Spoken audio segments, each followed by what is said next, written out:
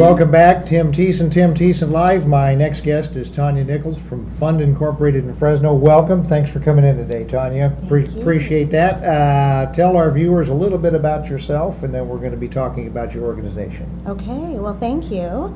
I had a career with the City of Fresno Fire Department for about 10 years, and then I was blessed enough to be home and raise my two sons for another 10 years. And during that time, I was very involved in the community. I took over the PTA, I took over the soccer club, took over the church, just did so many activities, and thought if I ever have to go back to work, it's not going to be in a cubicle again.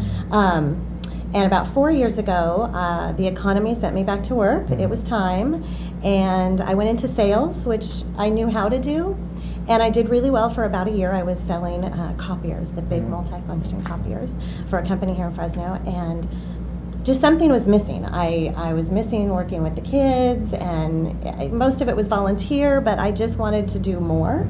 And so had a brief conversation and a prayerful couple of weeks, and had lunch with Bob Dittmar, the executive director at Fund Incorporated. And he, during that lunch, introduced me to the work of Fund, and I was hooked. And Fund actually is an acronym. It stands for Fresno Urban Neighborhood Development. And we help low-income families in our downtown neighborhoods with home repair projects, home restoration, home repair. But no new construction?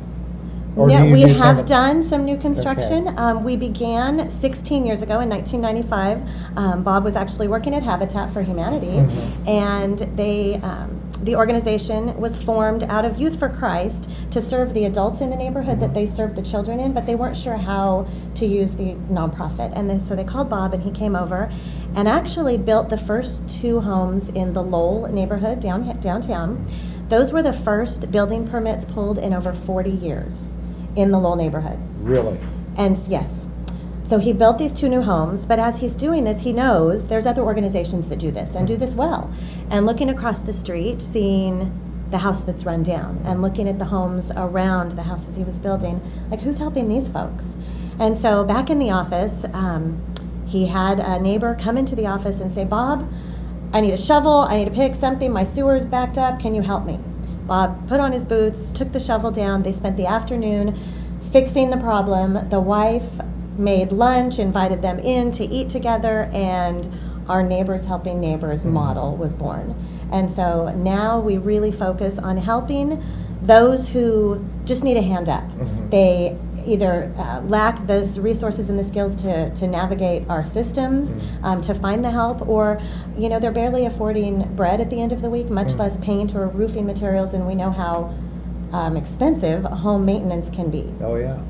So okay, so you're really in the rehabilitation business. Yes. Home rehabilitation, and now the owner, though, is actively involved, right? If they're able to.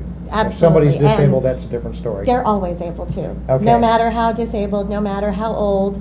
And really, in the home renovation, you said, the home restoration, it's in the family and community restoration. The house or the fence or the project is just the catalyst that brings us there to the family. But typically, if there's something broken on the outside, there's something broken on the inside. And whether it's as little as divorce or death and they're a widow, things going on in the families. The neighborhoods we work in, the Lowell neighborhood, for instance, there's been a lot of attention around that, and that has actually been deemed the highest concentration of poverty, that neighborhood, in the nation. Yeah, it's very, very high. It is, and the median income there is $14,000 a year. Uh-oh. So those families, they can't access help in any other way, or don't have the skills to. So with our programs, when we target a neighborhood, we actually provide a place where the neighbors meet monthly, share a meal together. They don't even know each other. So just getting to know each other first, and then when they apply for project help, they also make a commitment to working not only on their own project, but they have to earn 2 other participation certificates for helping on other projects. And those rules were made by the neighbors 15 years ago. They said, we don't want something for free. We're not going to give this all away. We want people to have a stake in this. So when the 85-year-old lady says, I came to you for help because I can't paint my house, then we say, can you make a pot of coffee? Can you make sandwiches for the volunteers? We've got 40 kids from our church group coming to help paint your house on Saturday. So they're there, they're helping, they're engaged, they're working in their community, and then they start to hold each other accountable. You know, when the kids get involved, that shows ownership and teaches the parents. Like, if the parents are just dropping the kids off, what are the parents doing? Come on out and help us. Excellent. Hence the hand up and not the Yes, hand out. Absolutely, Okay. absolutely. What have you seen? Through this, when you start getting your neighbors to interact with each other and help each other, I'm sure you've seen a big uplifting in the neighborhood. Is that correct? As far as people Absolutely. looking out for each other now. Yes, they have hope. They talk about, we have neighborhood leaders in each neighborhood. In Southwest Fresno, we had done projects there for 10 years. And starting with backyard fences, now we're almost to full extreme makeovers because they really need a fresh start. We're preventing homelessness in some cases. But the neighborhood leaders will talk about the hope that they have, the working together, getting people just to take a meal when someone dies. They've not heard of that concept before. If there's a death in the family, to go share and knock on the door and help with, picking up the trash and things like that. So in Southwest Fresno, neighbors continue to meet monthly. They are actually now looking at getting donations for the materials. They're asking me how can they go about that. They're starting to save money for the like maybe we can pay for the materials and just the labor we get. So people are really starting to take ownership. In the Lowell neighborhood, we had 20 elementary school kids come and paint a house for a grandmother. The 12-year-old granddaughter asked for help for grandma's house, and 20 neighborhood kids came and painted, and people thought we were crazy. They're painting each other, they're painting the streets, they're painting, the ground is and they're only painting the house to this high, right? And so people thought, what are you doing? Well, those kids today walk by that house, and this has been 3 years, and they said, hey, remember me? I painted that house. I did that. They're not going to tag it. They're going to protect that grandmother. They're going to protect what they've worked on. So really gives them a sense of pride. And knowing also when you're giving kids, most of the families we help, the kids don't have beds. They don't have bedrooms. They sleep on the floor, and the roofs have been leaking for 10 years. The floors are wet, and there's no insulation in these 100-year-old homes. And so we know that they're going to go to school when they have an alarm clock and a warm bed, and they have a fresh start and a healthy place to call home. Well, our comfort level at home, and that's not necessarily a lot of things, but a decent place to sleep and a meal and a good environment, and where you're not in fear of being beat up or everything else. It affects you whether you're going to school or you're going to work in the rest of your life, right? Home is still the castle. Okay, now let's get to the money part. How are you funded? We are privately funded, and a lot of our foundations have supported us over the years. The Community Reinvestment Acts through the financial institutions. Also foundations like the Guarantee Goodwill Network. Big plug for Guarantee. Yes. Here we go. And private donors. We're actually looking at diversifying our funding base right now using social media and trying to get people. $10 a month helps. We're very proud of the fact that we leverage every dollar that's donated to $3.50 when we combine that with the volunteer labor and the in-kind donations. When I'm knocking on doors of local businesses that will give us the roofing materials and the drywall and things.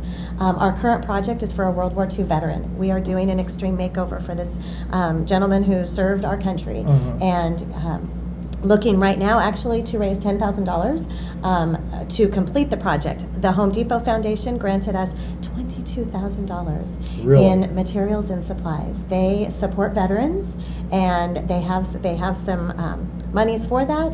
It was all in gift cards. So that is definitely for materials and supplies, but there's always permitting and overhead costs and things associated with the project. So we're hoping to bring him home by Veterans Day and looking for additional donations. Perfect. And your website is on the screen, fundincorporated.org, and that's a good place to contact these folks. And Tanya, cash donations, labor, volunteer time. Absolutely, right? yes. Need Volunteers, for everybody. hands-on the project, and I'm looking for passionate, excited people to join our board of directors and our team right now. We are building our team for the next phase of the organization to just continue at the level that we are. So okay. Well, I'll tell you, this show has evolved to doing a lot of things. So we do a lot of things for nonprofits like yourself, plus business, and then we always have these politicians wandering through here from time to time, this time of year, and that's cool.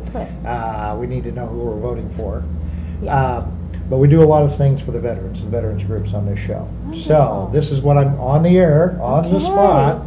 This veteran that you're helping, if you will start to track that, take pictures of the project, and then we're going to have you back on. And if we can have the gentleman on here with us too. We're going to talk about that. Okay. And we're going to that'd be do that the great. week before Veterans Day. How does that Fabulous. sound? Okay? Fabulous. Thank you so much for coming in. Thank you. And folks, this is a good place to get involved with your time and your money and your prayers and everything else that's needed for this essential project here in Fresno, and it's fundincorporated.org.